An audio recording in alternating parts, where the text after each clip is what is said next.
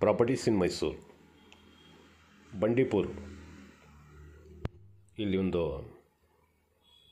2 ಎಕರೆ ಜಮೀನಿದೆ. 2 ಎಕರೆಗೆ ಸ್ವಲ್ಪ ಕಮ್ಮಿ ಇದೆ. ಖರಾಬ್ ಲ್ಯಾಂಡ್ ಸುಮಾರು ಇದೆ, ಒತ್ತುವರಿ ಎಲ್ಲ ಜಾಸ್ತಿ ಇದೆ. ಪಕ್ಕದಲ್ಲಿ ಒಂದು ನ್ಯಾಚುರಲ್ ನೀರು ಬರ್ತಾಯಿದೆ, ಅದೇ ಬೆಟ್ಟದ್ದು ನೀರೆಲ್ಲ ಹರಿತಾ ಇರ್ತದೆ.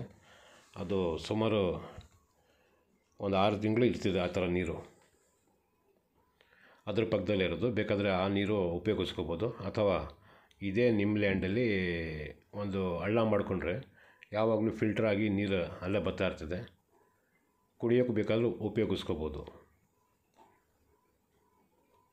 ನೋಡಿ, ಇದೆಲ್ಲ ಸಾಗವಾನಿ ಮರ, ಒಂದು ಹೊನ್ನೆ ಮರ ಇದೆ, ಭಾಳ ದೊಡ್ಡದಿದೆ, ತೋರಿಸ್ತೀನಿ ನೆಕ್ಸ್ಟ್. ನೋಡಿ, ಇದೆಲ್ಲ ಟೀಕುಡ್ ಮರಗಳು. ಟೀಕುಡ್ ಮರ ಸುಮಾರೊಂದು 30 ವರ್ಷ ಹಳೆಯದು, ಅದೆಲ್ಲ ಇದೆ. ಇದಕ್ಕೇನು ಭಯ ಆಗಲ್ಲ. ಸುತ್ತ ಫಾರೆಸ್ಟು, ಮಧ್ಯದಲ್ಲಿ ಈ ಥರ ಲ್ಯಾಂಡ್ ಇರೋದು. ಇದ್ರ ಆಜುಬಾಜುನೇ 2-3 ಬಂಗ್ಲೋ ಇದೆ. ಒಬ್ಬರು ವಾಸ ಮಾಡ್ತಾಯಿದ್ದಾರೆ, ಇನ್ನೊಬ್ಬರು ರೆಡಿ ಮಾಡ್ತಾಯಿದ್ದಾರೆ. ಬೋರ್ಗೀರು ಹಾಕಿ ಎಲ್ಲ ರೆಡಿ ಚೆನ್ನಾಗಿ ಮಾಡ್ತಾಯಿದ್ದಾರೆ.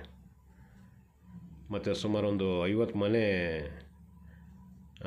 ಆಗಿದೆ ಇದು ಸುತ್ತಮುತ್ತ, ಚಿಕ್ಕ ಚಿಕ್ಕ ಮನೆಗಳು. ಲೊಕೇಶನ್ ಅಂತೂ ಚೆನ್ನಾಗಿದೆ ಇರೋಕ್ಕೆ.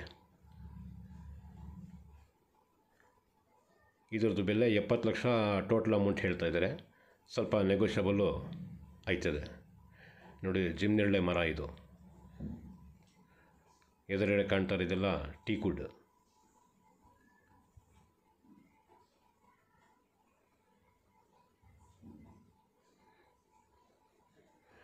ಯಾವುದು ಇನ್ನೂ ಟಂಟೆ ಇರೋಕ್ಕಿಲ್ಲ, ಭಾಳ ಚೆನ್ನಾಗಿದೆ.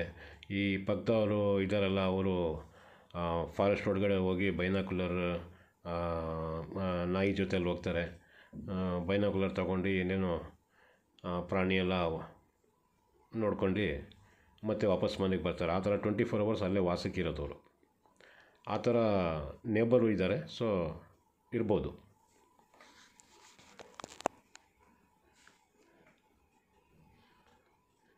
ಮೊದಲು ಇಲ್ಲಿ ಪರ್ಮನೆಂಟಾಗಿ ಇಳ್ದು ವ್ಯವಸಾಯ ಮಾಡ್ಕೊಂಡಿದ್ರಂತೆ ಯಾವುದೋ ಒಂದು ಫ್ಯಾಮ್ಲಿ. ಈಗಿಲ್ಲ, ಸುಮಾರು ವರ್ಷದ ಹಿಂದೆ.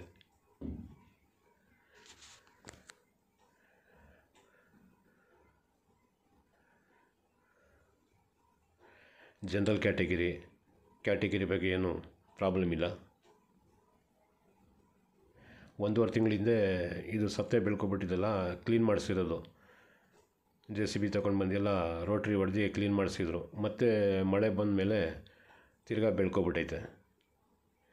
ಅದಕ್ಕೆ ನಾನು ಹೇಳಿದೆ, ಇಲ್ಲಿ ಕ್ಲೀನ್ ಮಾಡಿಸಿದ್ರೆ ಚೆನ್ನಾಗಿರ್ತದೆ ಅಂತ. 1.5 ತಿಂಗಳ ಹಿಂದೆ ಮಾಡಿಸಿದ್ದು ಮತ್ತೆ ಬೆಳ್ಕೊಬಿಟ್ಟಿರೋದು, ಮಳೆ ಬಂದರೆ ಹಂಗೇನೆ ಅಲ್ಲಿ ಹಿಂಗಂತಂದರು. ನೋಡಿ, ಇದು ಹೊನ್ನೆ ಮರ, ಇದು ಎಷ್ಟು ದೊಡ್ಡದಾಗಿದೆ ನೋಡಿ.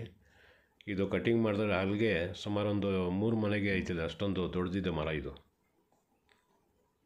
ನೋಡಿ, ಇದೇ ನೀರು ಬರ್ತಾ ಇರೋದು, ನ್ಯಾಚುರಲ್ ಮಳೆ ಬರುತ್ತಲ್ಲ. ಈ ಸುಮಾರು ಜನ ಆ ಕಾಡಲ್ಲಿರೋವರೆಲ್ಲ ಇದೇ ನೀರು ತಗೊಂಡು ಫಿಲ್ಟ್ರ್ ಮಾಡ್ಕೊಂಡು ಕುಡಿತಾ ಇರ್ತಾರೆ. ಇದೇ ಜಮೀನಲ್ಲಿ ಒಂದು ಹಳ್ಳ ಮಾಡ್ಕೊಂಡು ಅಲ್ಲಿಂದ ಬೇಕಾದ್ರೆ ಲಿಫ್ಟ್ ಮಾಡ್ಕೋಬೋದು ನೀರು.